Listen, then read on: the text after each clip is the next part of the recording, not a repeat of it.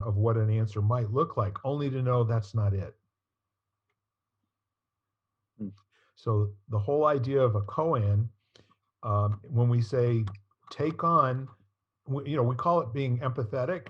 Like, how are other people really feeling? I've always found the best way is to ask them. You don't have to guess at this in my experience. As a matter of fact, as you said earlier, your perception may be 180 degrees out from what's really happening. But when you ask somebody and you allow them to speak for themselves and not put words in their mouth like how you think they're feeling, that kind of moves the conversation ahead more quickly in my mind. Hmm.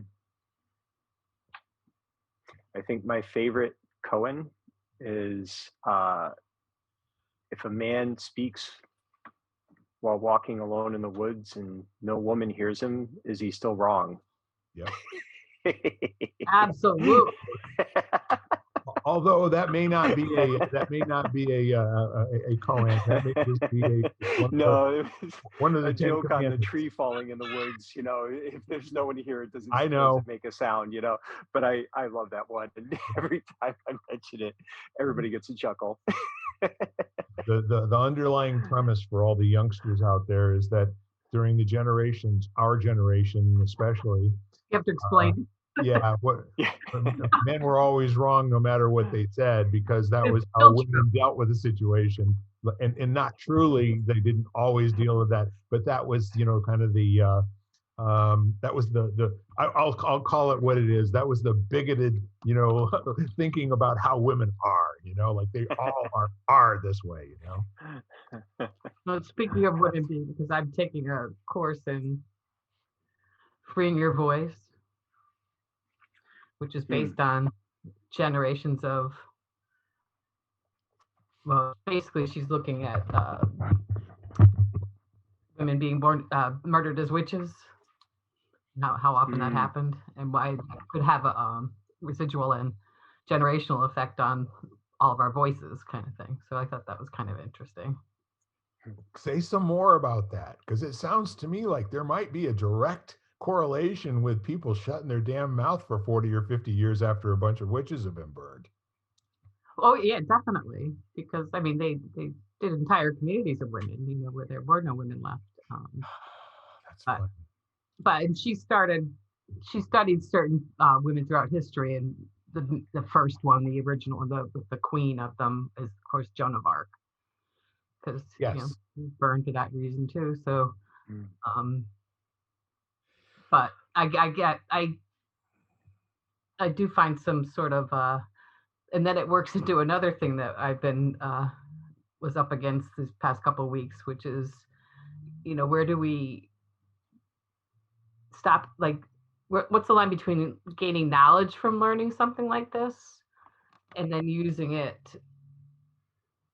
as an excuse or a bypass of some sort? Because in another conversation, somebody was saying she hates that people keep blaming poor Mercury when it goes in retrograde. Confirmation bias. How That's horrible funny. that That's is. like a thing. Yep, Mercury must be in Astrology is retrograde. confirmation bias. And it's an optical illusion, so it's not even Mercury really Yeah, isn't yeah. retrograde. So, and then somebody else brought up, but planets do have an effect. I mean, there's a reason the moon has such an effect on our planet. It moves waters, for God's sakes. And then, but the person that was complaining about Mercury is also someone that is an intuitive counselor. So she has people come see her and then talks to people on the other side and gives advice. So I found like a contradiction there, and I haven't been able to talk about it. Well, it's kind of interesting when you talk about burning somebody at the stake. It comes to mind to me, we have the moral equivalent to that going on right now. Oh, throughout history. Yeah, always. It never went away. No. Some group always needed to cancel another group, going Mm-hmm. back as long as there have been groups of people. Mm-hmm. And it seems to me, again, and this is kind of like my hypothesis, I think people group together out of fear, fear, greed, and envy to start off with, and in some cases they group together, for love, um, um, altruism, and appreciation. The other end of the scale, and then everything in between, right? So why do we group? Well, in most cases, it's allowed more people to survive longer than everyone being on their own for some reason, and that seems like a truism. However, there's an argument for and against being an individual, isn't there? The whole I notion think of fitting in, the whole notion of, if you're an individual, you kind of have one duty in life, and that's to lead.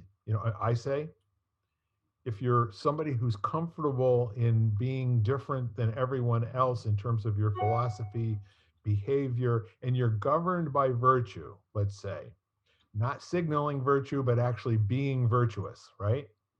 Where you're out to make a positive change in the world no matter what you're doing, that would be considered by most people as a little on the unique side. We tend to make saints out of those people, don't we? Once they get known. But in the meantime, it's that old saying of the truth will set you free and first it will piss you off, right? Not everybody agreed with Mother Teresa every step of the way. She dragged a lot of people kicking and screaming, to the point where she could actually make a difference with the Black Hole of Calcutta and all the poor people there, etc. And it's kind of the same thing, but different. It's always different. There's no direct correlation between the Salem witch trials and the Me Too movement and some of the other things where for a minute everybody got caught up in something that you could find evidence for and now projected onto other people and end their public existence or end their careers or end their lives. And what's underneath it, the original idea of doing something good, in many cases gets taken over by politics, gets taken over by one group needing to dominate another group for whatever the reason that it is. So that really causes people to divide. Where left on their own, that wouldn't have been their idea to be on either side, I say. I think one of the things that can happen in a lot of those circumstances is there isn't complete alignment on the core result that you're trying to produce. Right. So, you can take any of those volatile, concepts and, like, I don't know, gun control. Everyone could probably agree that, innocent lives being lost to a firearm is probably something none of us want, but where the arguments come as to how do you do that? Yes. Give people more guns, give them less, this, that, so they get all caught up.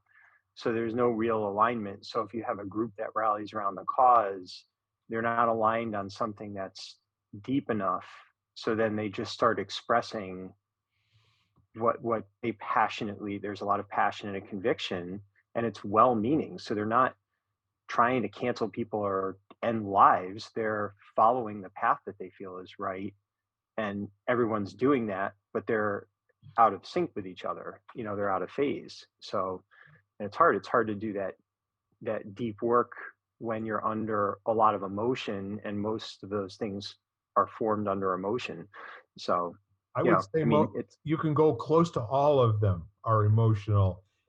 And the other thing that's really kind of present in that whole thinking, we started out with 10 commandments somewhere along the way. And then human beings had to pass ordinances and laws and that sort of thing. And do you know what gets said by a politician every time they're advocating for a new law? So that something will never, ever, ever happen again. As if creating a consequence for an activity or action that hasn't taken place ever stopped anybody from doing anything. So the sad part of it is that people who are well-intentioned lose the like you said, they lose the goal of creating a positive outcome for everyone. And then there's this disconnect in terms of what people think will work and cause a good positive outcome, but they always want to be left, at least we did something. Well, yeah, and especially when you've got an environment, it's like if you're a public company and you've got to report to shareholders quarterly, you're not going to be making very many long-term solutions that are going to benefit the next generation. You're going to do what satisfies the people in the next 3 months. So if you know you basically get elected and you've got to start working to get reelected, how much really can you think long term, in those decisions? And the other thing that's interesting is you've got personal identity tied up in this. So, you're an Apple person or you're an Android person. And, and One it's has like, to be better than the other, doesn't it, Ken?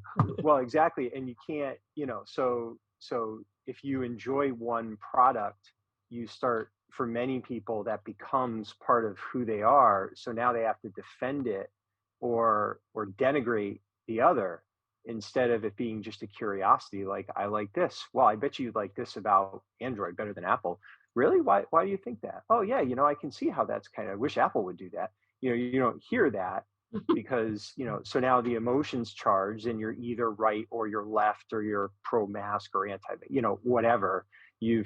That's not reasonable or rational on either side, because you've now identified as that thing. So now we're back to everybody sitting on the porch, ready to attack, Yes. instead of having dialogue about, the alchemy that's possible here. What if these things all mix together, and what do we actually care about?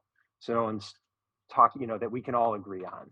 That's too deep, Yes. and it's too long term, and it's also too fluid. Well, you said if we do this, it would end, and you were wrong. Therefore, everything you ever do from now on is wrong, and you probably knew you were wrong from the beginning, and you're a traitor for even having suggested it. So there's all this judgment, instead of, I don't know, in my world, leadership has always been doing the best you can, and then course correcting when it gets screwed up. Not if, but when. Because unless you're omniscient, you don't know. So you're doing the best you can with the information you had, and then you have to adapt and change. But people get angry because they want to believe what you said, and they don't like the uncertainty. So it's much easier to just get angry about it, have an emotional reaction. Sure, fool me once, shame on you. Fool me twice, shame on me. Yeah. So what's really cool about it is there's this underlying Hatfield and McCoy mentality. Once the decision is made to retreat to your own porch and shoot at the other porch, people will do that, and then they'll become really good at pulling that off and being effective at making it happen. And their eye is completely off of the original thing, which was, something went wrong here. Can we make it better? Right? And it always comes from this idea that there was a bad person, somebody's evil. They get named. You get called a name, and then you get no opportunity to prove that it's not true ever again. And as a result of that, generations go on with people doing stupid things to other people and creating a world that's not safe for children and other living things. And that's very important for us to make a decision at some point. What do we do to have that end here? Because passing new laws up to this point, and past performance is no guarantee of future returns, but it hasn't worked so far. We give one half of the population matches and the other half fire extinguishers and say, let's party. Yeah. So I'm feeling hopeful. I don't know if that came across right now, but I thought I'd turn myself in case I thought you were hearing something different. I think there's enough crackpots out there at the moment that are having the WTF conversations about behaviors, about the the news, about reporting, and the whole clickbait thingy. And human beings are smart people. We're pretty smart. We may suck at being human beings, but we're pretty smart on average. And I think most people who want to do a good job with their life and want to leave the world better than they found it, they're quietly working at that. I really believe they're out there, and the rest of the things that we're being told are all that important. Not all that important to most people.